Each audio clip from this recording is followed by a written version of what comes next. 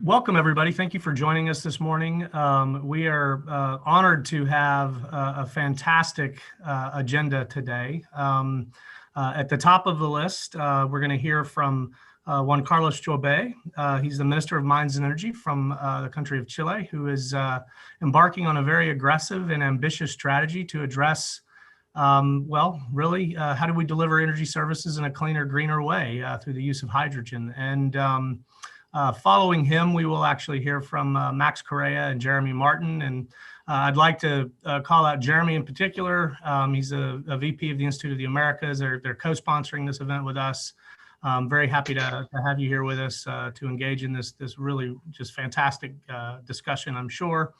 Hydrogen, as we all know, is the hottest topic in energy, it seems. And the rainbow tends to grow in breadth almost on a daily basis. Chile, of course, because of its resource endowments, has a tremendous opportunity to step into this space and be a major player in a global hydrogen scene. So I'm really looking forward to hearing from the minister, who joins a very long list of distinguished speakers that we've been able to host here at the Baker Institute to discuss a multitude of energy issues. So with that, I'm going to pass this along to Ed Fuentealba. He's the director of the Center for Energy Development at the Universidad de Antofagasta in Chile to make the formal introduction. So with that, Ed, I'll hand it over to you. Thanks again. I have a good morning or good afternoon, depending on the country participating in this seminar. I have a short presentation by Minister Juan Jobet. Juan Jobet had a degree in business management from the Universidad Católica de Chile, as well as a master's degree in business administration and in public administration from Harvard University. His professional career began at the corporate finances consulting firm Asset Chile from 2000 to 2010. In 2010, he joined the first government administration of President Sebastián Piñera, as chief of staff of the Minister of the Interior, Rodrigo Gispete. There, he played a leading role in the emergency committee created to face the country reconstruction of the headquarters of February 2010. On July 9, 2011, he assumed of the position of the Undersecretary of Housing, where he continued the work of the reconstruction, engaging the ministerial role in the urban development. Subsequently, on July 24, 2013, he became Minister of the Labor Social Welfare. During this appointment, he focused on the extending access to child care to all working women, a mission that he defined as this time and the project that leveled the playing field for all the children. After holding various positions in the private sector in the January 2019, he took on the responsibility of the management, the infrastructure fund, the new state-owned company with the objective of develop the new public infrastructure, such highway, trains, and ports. He now takes on the even great challenge to hit the Minister of the Energy, whose mission is the leader in Chile toward the new greener decarbonized energy matrix with the emphasis on the renewable energy and the object of setting the path of become neutral in carbon emission. Minister Juan Jobet, having we invited you to give us a few words for beginning this seminar. Thank you, Ed, for that very thorough introduction. And thank you, Ken. It's a great honor to be here.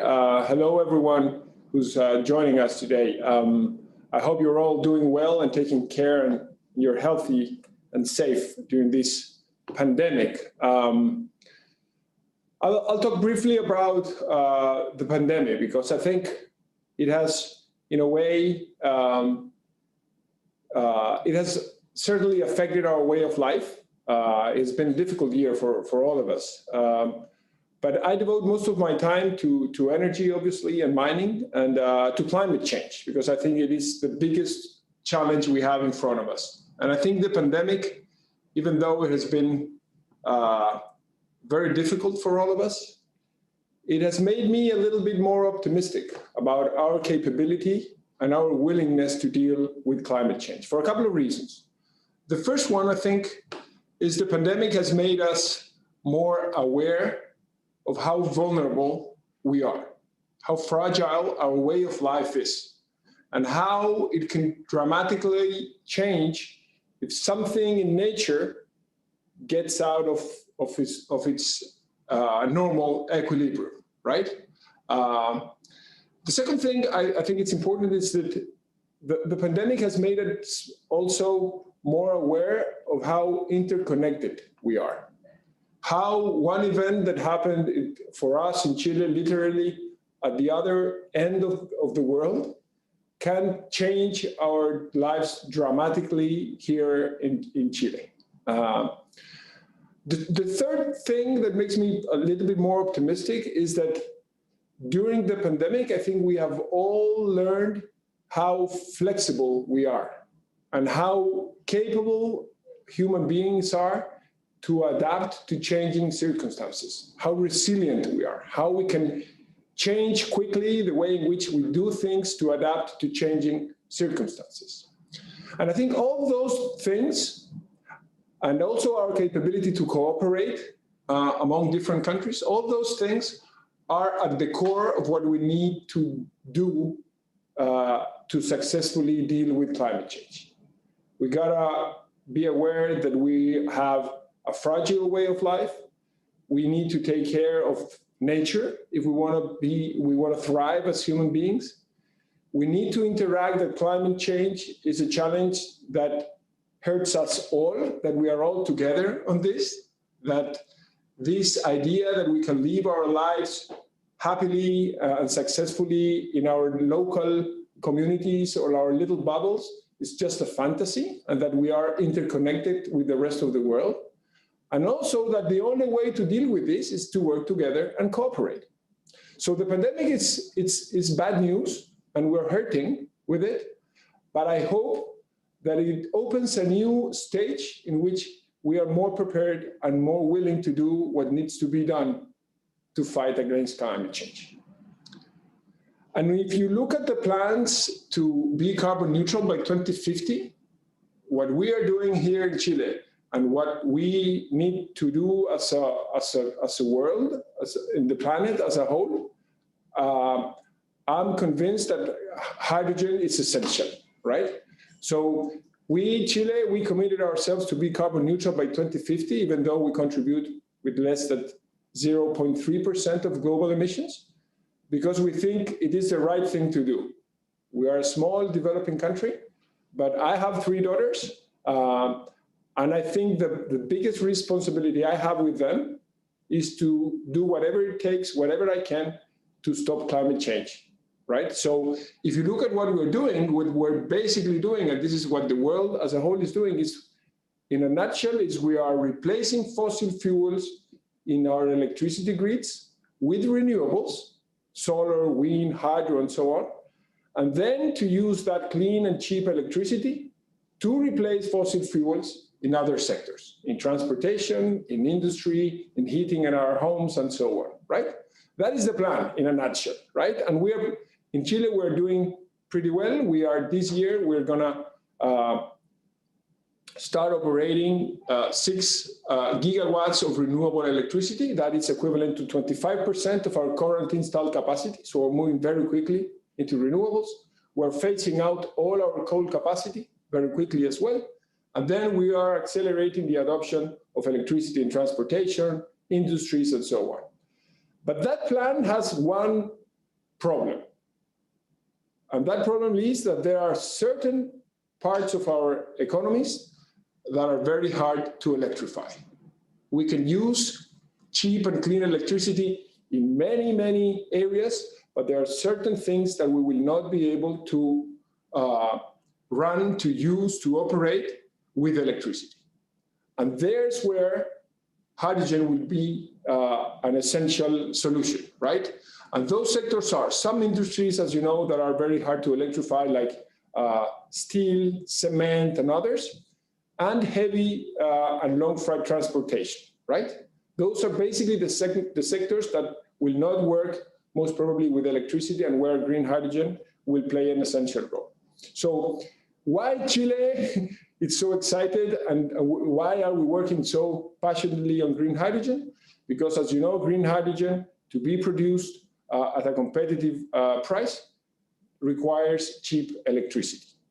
And when you look at the world and you look at where is green hydrogen going to be produced at the lowest price, Chile has probably one of the best, I think the best potential on the planet. We have the best solar irradiance to produce electricity in the north, in the Atacama Desert, and we have probably the best winds on Earth on the south in Patagonia. We have capacity factors over 70% in Patagonia, and that is onshore, not offshore, right? Which is better, right?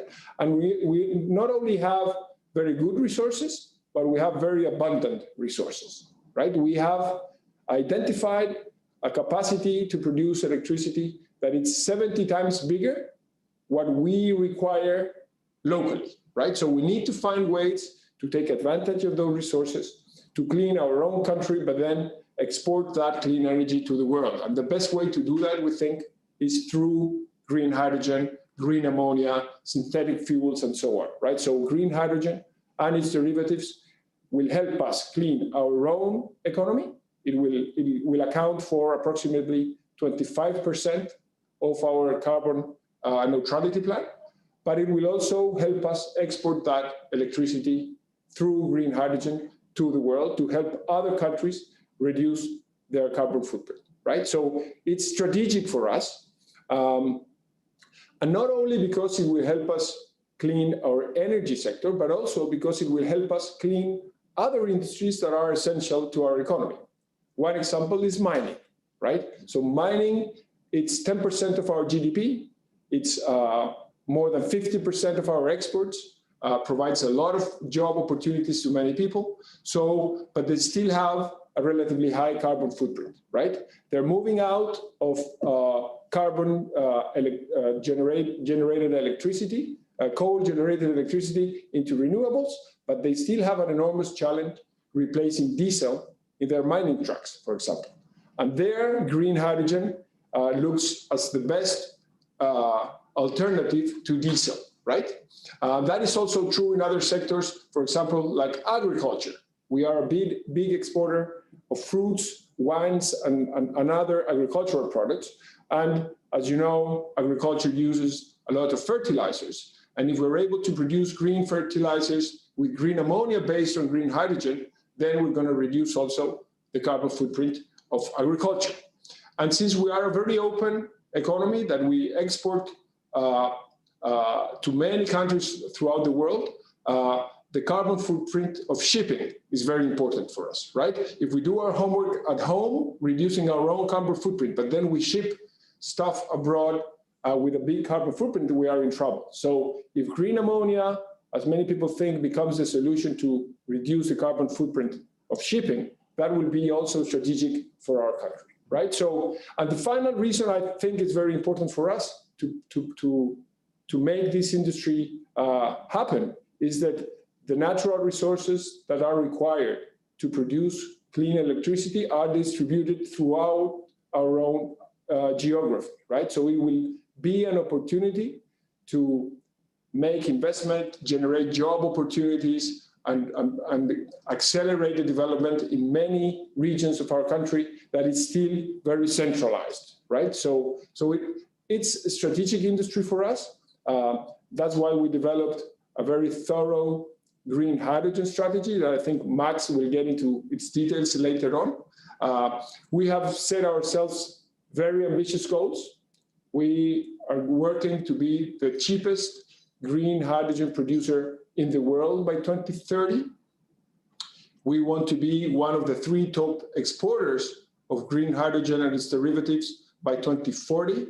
And we're working and we're making pretty good progress to have 5 gigawatts of electrolyzers capacity under construction or under development by 2025, right? We have seen an enormous interest from international and local companies to invest in the industry in Chile. We already have around 40 projects at different stages of development that are being developed by local and international companies. We're setting up the regulation very quickly. We're launching in a month or so a public process to award $50 million in subsidies to private companies to develop green hydrogen projects. We're setting up task forces to help private companies navigate the bureaucracy and get the permits on time. We're working on financing. We have established alliances on green hydrogen with several countries around the world, which will lever our very well-established network of free trade agreements. We have free trade agreements with countries that represent more than 85% of the world's GDP. We have a very stable and sophisticated, I would say, electricity sector. So we have, we think, a combination of natural resources, institutional capabilities, and a very clear plan to be successful on this industry. But we really want to invite other people to come down to Chile, to invest, to bring technology, to bring financing, to work together to make this industry happen. Because I think it's going to offer great opportunities for private companies, but it will also help us advance the fight against climate change, which I think, as I said at the beginning, is our biggest challenge. And I think that on that fight, we are at very unique, I would say, crossroads. And I think we need to take advantage of this opportunity to do the right thing. So thank you again for this opportunity. And great to see you all. Thank you so much. Thank you, Mr. Minister. We really appreciate your joining us here today. Good morning, everyone. My name is Jeremy Martin, Vice President for Energy and Sustainability at the Institute of the Americas. And indeed, what a great message of optimism and the plea for collaboration in the face of a climate crisis. And before you go, Mr. Minister, let me, on behalf of all of us, congratulate Chile on, at least by one of the metrics I saw, leading the world in terms of your population being vaccinated. So Chile is by certain metrics leading the way on vaccination as well. So wonderful news in terms of the recovery and the optimism that you outlined in your remarks. Thanks again for joining us. Oh, thank you, Jeremy. Thank you so much. And I want to also thank our colleagues at the Baker Institute. I know Ken Medlock has to leave us in a minute, but Ken, it's been a pleasure. Thank you so much.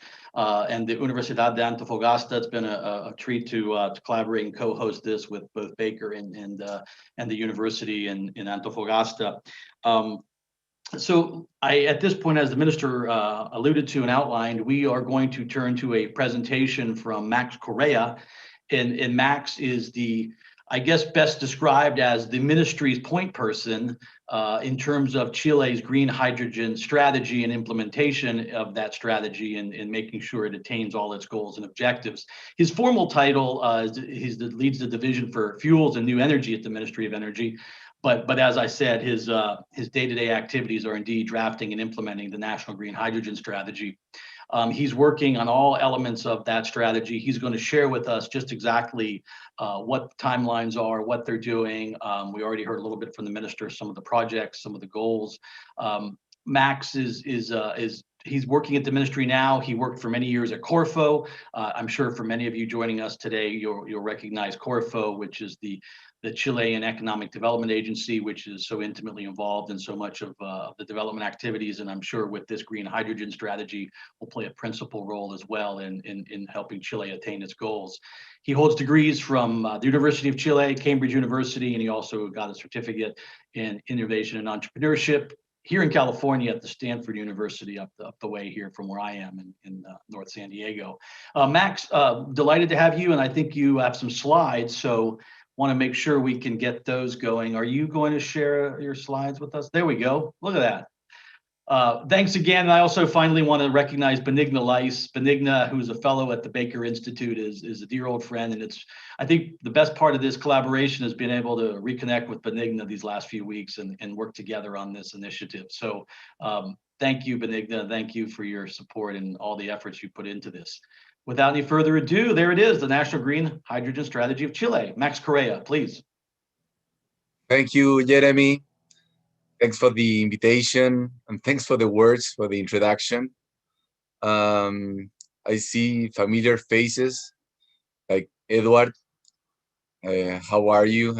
Edward, we have been working with Edward for some time now. So I will basically repeat on what the ministers eloquently said before, but I will add some graphs, some numbers to give more like a visual presentation of what he already said. So next slide, please.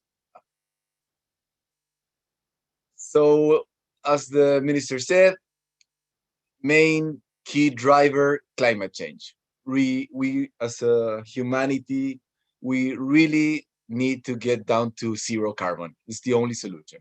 There's no other, right? That's what the science say. So 2/3 of the problem of the emission of greenhouse gases come from the energy sector. So we need to tackle the problem there. And that's why hydrogen is one of the key solutions to the problem. I mean, efficiency, direct electricity will play a big role, but there are some applications, some uses, as the minister said, that we need to find a replacement to the fossil fuels that are competitive and efficient, and hydrogen and the derivatives are definitely one of them. Next one, please. Why Chile? Again, we have a huge renewable potential, right? It's not only the quality of our resources, also the quantity of the resources.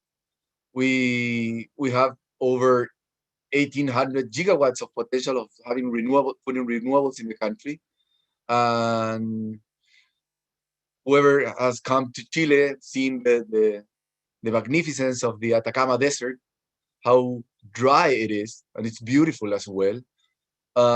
It's great to produce cheap, clean solar electricity. That's why we are inaugurating this year the biggest concentrated solar plant in Latin America. We are building. This year we are inaugurating about 6,000 gigawatts of solar or renewable plants in the country. But also we have a new player in the field, Patagonia. Patagonia has great winds, as the minister said before, like the ones that you have or that Europe have in the North Sea. It's a new opportunity for Patagonia because if you want to move electricity around, you need wires, you need cables, right? But if you want to move molecules, you can do it, you can ship them, right? So you can pursue many more markets and destinies. And that's why we see Patagonia, we see the hydrogen revolution and the ammonia and the derivatives as a big opportunity to harness the potential that Patagonia has on renewables. Next one. So because of that quality and quantity, but basically quality, we are confident when we say that we can produce the cheapest and most competitive hydrogen and derivatives in the planet. On the left side of the slide, we have the center, the north and the south of the country, and all of them all across the country, because the resources are distributed throughout the country, as the minister said, we can reach competitive prices that are better than everywhere in the world, as the right side of the slide shows, right? So because many countries have deserts or dry areas, many countries have good winds, but we have the best ones, fortunately. And it's not us saying it only, it's the International Energy Agency and several reports. So that's why we are very confident when we say it. Next one, please. Okay, there's one thing that is producing clean, cheap electricity and cheap, competitive hydrogen. But another thing is to transport it to the ports of destinations, right? To the markets where the demand is. So we did the numbers, and with the help of McKinsey and company, and we realized that even though we are further away or farther away from those destinies, we still are competitive because it's so good, our competitive advantage in production, that more than compensates our relative disadvantage of the distance to the where the demand is. So as you see there in the numbers, that's liquid hydrogen put in the ports of in Japan, maybe Osaka. I can remember now, but it's a comparison between Australia and us. And even though they are closer to Australia, we're still more competitive, and that's a great news for us, obviously. Next one, please. The size of the opportunity, and that is why we are being so enthusiastic, and the passion that we're putting in this endeavor. The size of the opportunity is huge. It's massive for the country. It's similar or rivals the size of the mining industry in Chile. And as you know, the mining industry is like, we're a mining country, and we're the biggest producer of copper and molybdenum in the world, and we are known because of our mining industry. And the numbers say that by the year 2050, if we do things, provided we do things right, that we create the industry, we can have numbers as big as those of the mining industry in the country, and that is value created for the whole society, right? Jobs, quality jobs, and a chain of multiple companies and actors and stakeholders capturing that value for the country. Next one, please.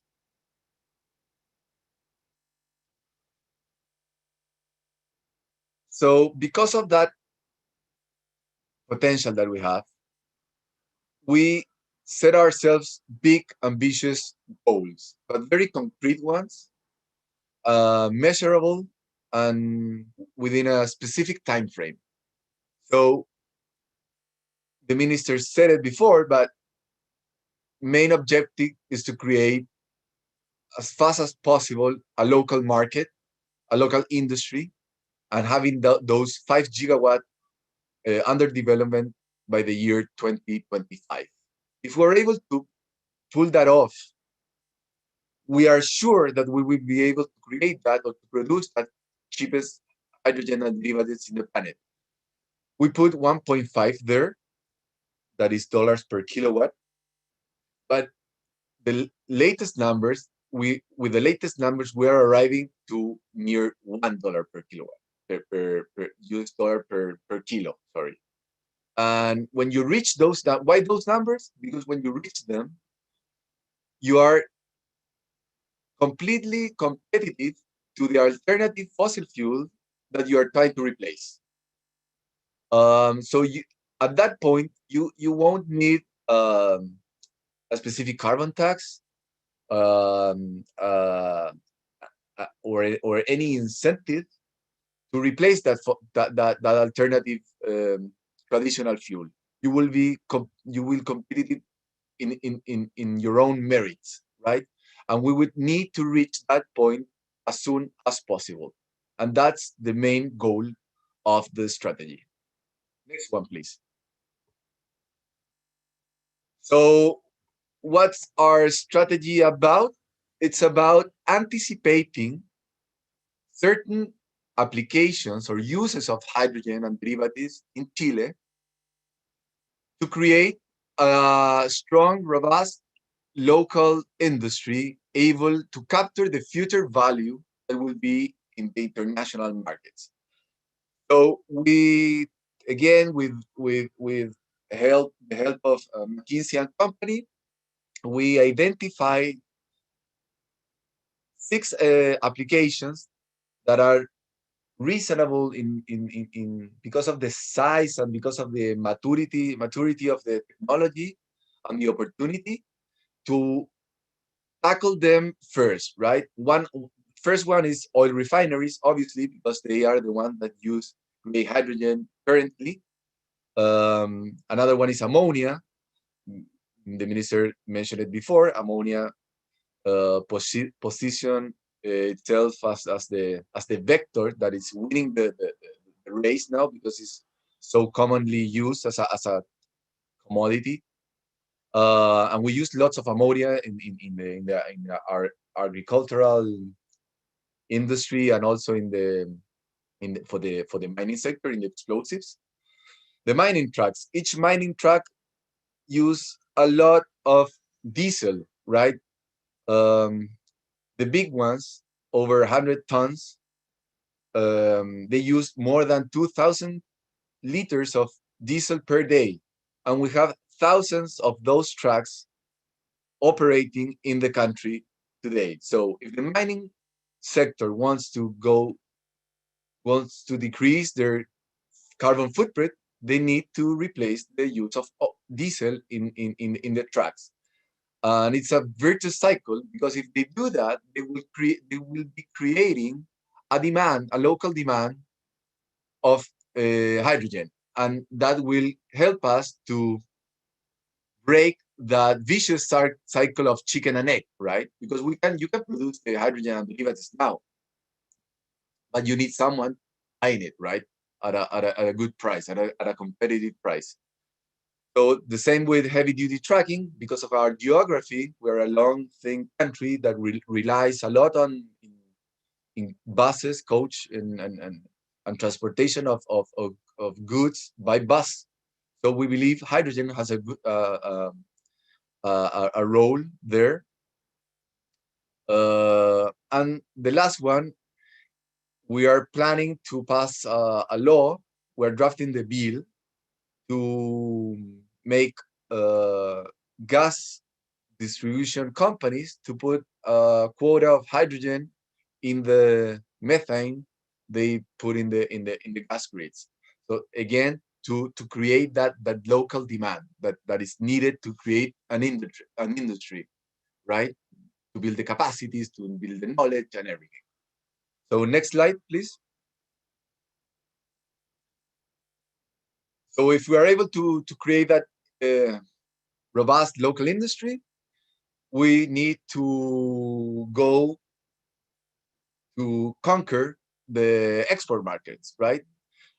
Because of the size of the opportunity in Chile, how much renewable potential that we have, we believe that we can conquer a big chunk of the markets, the demanding markets, and we are not speculating of which country or which market. Rather, we are consciously identifying those countries that will need to import molecules to meet their own carbon neutrality goals, right? Like Europe, Germany, Europe, and the Netherlands, and some Asian countries like Japan and Correa. And so that's why we are talking constantly to them, and we are preparing a road trip this year with the minister, trying to secure those first offtake agreements in those nations to build that strength and being able to capture those markets. Next one, please. We have several initiatives and projects being announced.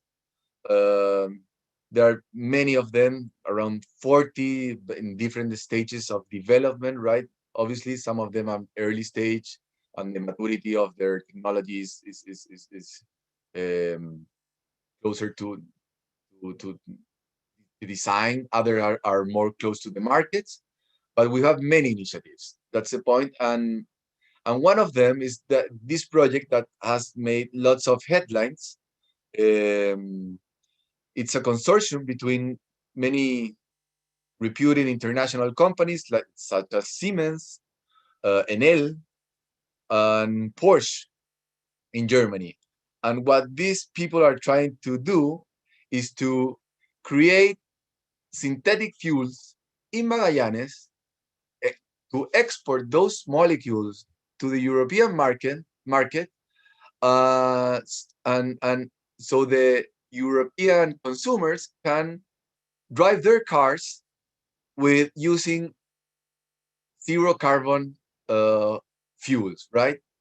Built in Patagonia, which is sounds like a dream. It is an amazing project. We're very proud of them. They received a few months ago a subsidy from the government of Germany. And it is one of the many projects that we have in a pipeline that if they are able to scale in the different stages they have, they will put us in they will definitely put Chile on the map of the green fuels and green molecules. Next one, please. So it's okay to have bold ambition, right? But you need a coherent plan. You need a plan, right, to implement that. And we are being very rigorous to do that. So that's why we are working in at least we put here 4 domains or 4 areas in which we know that we have to do things. We know that we need to work as fast as possible to have the field ready for companies wanting to invest to do that in our country. So we are working on regulation, we're working on incentives, creating the demand, as I said before, and in the local value, because it's very important for us to create a good industry on all the country that has benefit for all of our citizens, right? We need to create capacities in Chile, quality jobs, and so forth. Next one. So I'll review them quickly. Regulation, just an example. Normally, it takes like 3 years in having ready like the general regulation of safety in an issue like this, like managing a gas like this in the country. I mean, 3 years for the country in reference, and we're aiming to do that in just 1 year. And we are working diligently with so it's a lot of public cooperation, but also with the private sector, understanding their needs. So we're working really fast to have that regulation in place as fast as possible. I don't want to be. It would take too much time to stop in each of the areas. So maybe let's go to the next one. Incentives. Key point here is that there's still a cost gap. We are aware of that, and we need to find the right and creative mechanisms to help bridge that gap, right? And we are also aware that we are competing in that endeavor. It's a race with other countries that position themselves as future exporters of green hydrogen and derivatives, such as Australia or the Saudi countries. And we don't have the money that they have. We have our own reality, right? We are a developing country in Chile, right? So we need to be really creative and find the right specific target mechanism to help to bridge that gap. And we're doing lots of things around that. One of our flagship initiatives is that we're launching a contest of a subsidies round of $50 million. So we want to award that amount of money at least to 2 companies to help them bridge that gap and to move the needle for them to take the investment decision in the country, right? And in the future, in the coming years, we will be always, and that's the idea, to have like the institutional framework here in the country, to be really aware of what other countries are doing, because we need to be attractive for the investors and companies. Next one, please. Domestic demand, I already took some time on it, right? It's those applications that I mentioned before. We have task forces in place in those specific areas. We are fortunately to have our minister being by minister of mines as well, of mining. So we're working with the mining sector, trying to push them to be ambitious and early adopters of the technology. Not only hydrogen, but rather we want them to go to 0 carbon, but hydrogen, it's a big part of it. And the same with the NAP, the National Oils Company. They use the gray hydrogen, so we're trying to make them migrate from their traditionally use of gray hydrogen to a cleaner one. But always, as we always do in Chile, with being very responsible and serious on the economics and on trying to build a rational business model around it, not doing things without thinking them. And the offtake agreements, so regarding the foreign demand, right? The export markets. We this year, the second week of June, we will be in a very busy trip to Europe, and second week of July we will be in Asia, trying to gain some traction. So companies and governments trying to, as I said before, secure those offtake agreements, so to have the conditions ready for companies to sign them, right? So next one, please. Well, that's I think we missed the last slide, but it's local value. What I said before. I mean, one good concrete example that I use all the time is that if we're thinking in building a huge industry around hydrogen in Magallanes, around wind, it wouldn't be wise or it wouldn't be reasonable to still be thinking of importing the blades, for example. We should really move ahead and try to have the factories here in Chile. And when I say that, it's like it's a lot of things, right? It's really building an industry and creating local value. And that's what we are doing, and we have some initiatives and plans and teams working on that specific topic as well. And it's not the Ministry of Energy has the tools to do everything that I say in our own house, right? In our own ministry, but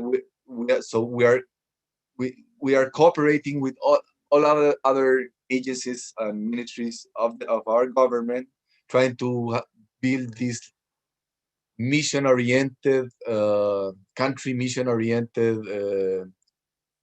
view around the idea of building this new industry for the country. So that's all from my part, Jeremy. It's back to you. Oh no, that's a fantastic summary and presentation. I think it's very important, if we sort of listen and think about, what I understood, build a significant domestic demand that would then anchor the opportunity for Chile to become that global export leader. So with that kind of quick summary, there have been a whole bunch of questions, and there's always more questions than we have time, but let me try and blend a couple of them together, Max, and pose them to you along this same line of domestic domestic versus export. So in the context of a key challenge, but also opportunity, is transport, right? And so what I'd like you to do is respond to, I'm going to blend about 3 questions we received together. How are you looking to deal with transport domestically? Obviously, you've noted that as an opportunity to create market for the product in Chile. What technology are you looking for in the mining trucks and the long haul trucks and the long haul transport domestically in Chile? If you could talk a little bit more precisely about those technological applications that you see to drive demand domestically. And then the second piece of that, speak a little bit about how you're going to manage these challenges of the transport of export of hydrogen, because that's an issue that's come up, and I think is obviously key to your in Chile's being able to be a global leader. You described a little bit, but if you could clarify. So two different questions there: transport in terms of the use domestically, and then how you're going to manage the international. Sure. I'll start with the last one, okay? With the export and the transport in the export, right? What our approach is that we have to be like agnostic in the sense of which energy vector will win the race, right? Of being the right one or the adopted by the industry and by governments and companies. So we are constantly seeing what's on the market and what's happening on the technology and the announcements of companies, and we obviously understand the difficulties and challenges of hydrogen, right? Of capturing and the molecule, right? The using the molecule. So in that sense, we're seeing that ammonia is kind of winning the race of turning as the commonly adopted energy vector to move hydrogen around, right? So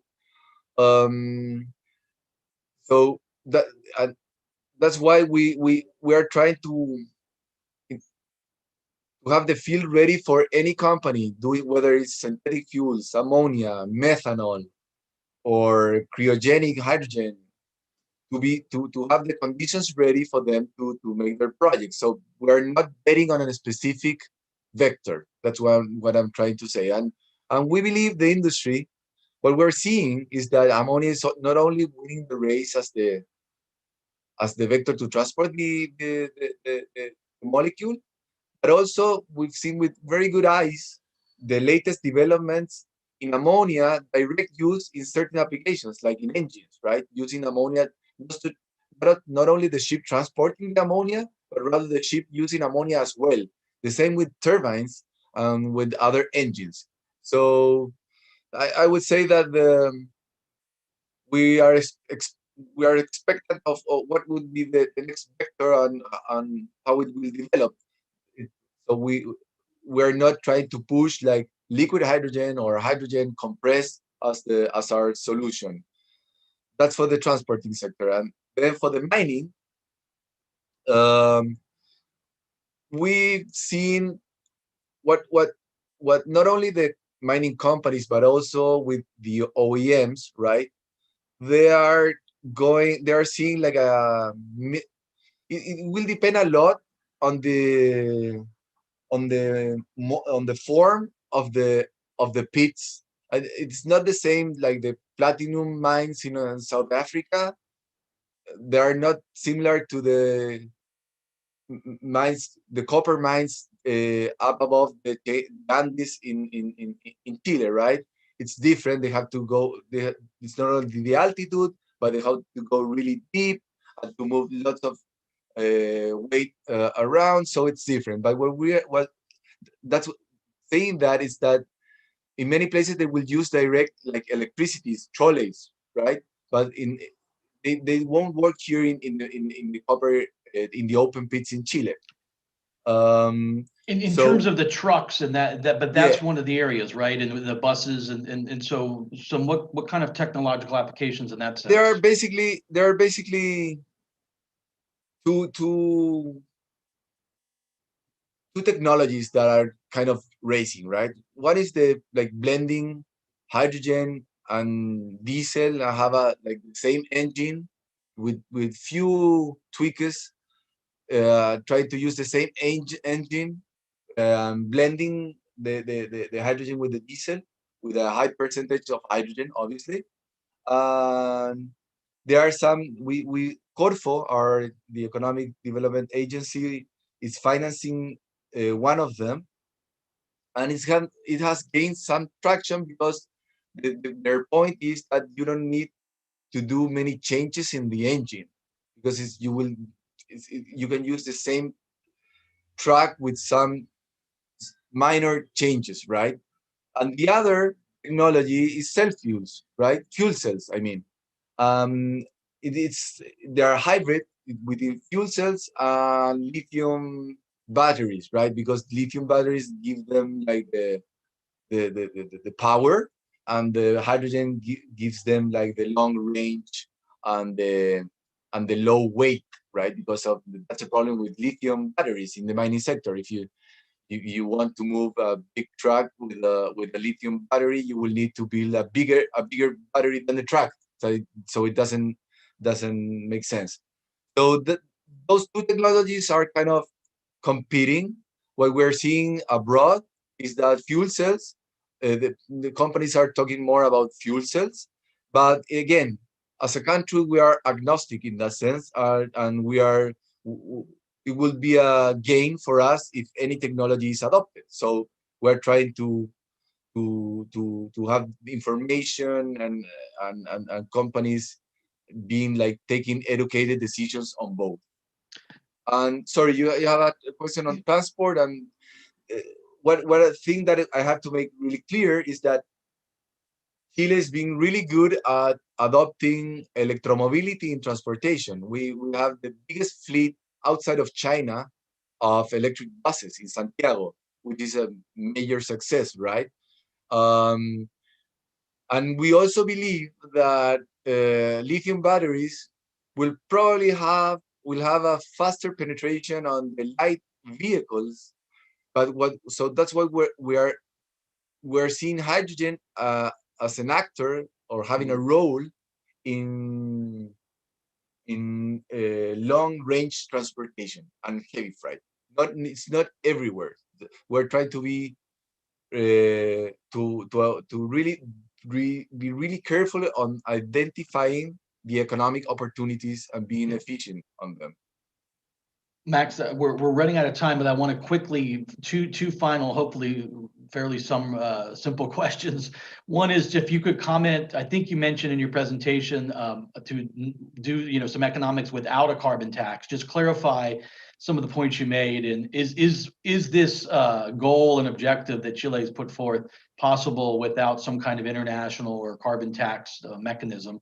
And then any final comment to wrap up about collaboration and cooperation in South America. The minister spoke eloquently about this moment in time and the need to collaborate and cooperate. Is Chile looking, Uruguay has also made some projections on hydrogen, Brazil. Is there any regional collaboration? Mm-hmm. So regarding the carbon tax, really simple. You do the numbers. If you add a carbon tax, the higher it is, the closer hydrogen is competitive, right? But the thing is that even though, even if you don't add a carbon tax, we believe hydrogen will be competitive by its own merits, right? But obviously, a high carbon tax will help, and that's why we are working with some studies and with some teams trying to identify where are some exemptions in the diesel, for example, because in the end, what we need is that fossil fuels in their prices, they should show the externalities, right? And we need them to internalize them on their price. If you are able to do that, you are leveling the field, and that's a good news for hydrogen, and it will be competitive earlier. And regarding LATAM, we are collaborating, talking, doing seminars with Argentina, Peru, Colombia. Next week, I'm opening the inauguration of the Peruvian Organization of Hydrogen. We've done with Colombia, Brazil, Mexico, with everyone. But the point is that the realities of each country are very, very different, right? We Chile, we are net importers of energy. We don't have fossil fuels. But Argentina has a lot of gas, and Peru has a lot of gas and oil as well. Same with Colombia and Mexico. They have big industries around fossil fuels. So their pace and their hunger of building a clean hydrogen industry is not the same as ours. So we are obviously trying to move very, very fast from ourselves, but collaborating with our neighbors. We always like to, you know, for a while, Latin America, South America, the Southern Cone was going to be the energy hub, right? And so there's always this aspiration for collaboration around, in this case, perhaps the new fuel hub, right? So I guess we can always aspire to deepen and complement the cross-border collaboration. So I want to thank you again, Max Correa from the Ministry of Energy and Mines in Chile, for this wonderful presentation and all your thoughts here. I apologize. We have far more questions than we have time. It's 8 o'clock here in California, 10 o'clock in Houston. I think I guess what 1 o'clock in Chile. I get all mixed up. But anyway, thank you so much. Thanks for joining us, everyone. And please be sure to join us in the future. We have a program at the Institute of the Americas next Wednesday, March 17th. We hope you can join us for a more global outlook on the sector in Latin America. Thanks again to the Baker Institute for co-hosting and the Universidad de Antofagasta. Have a great day, everyone.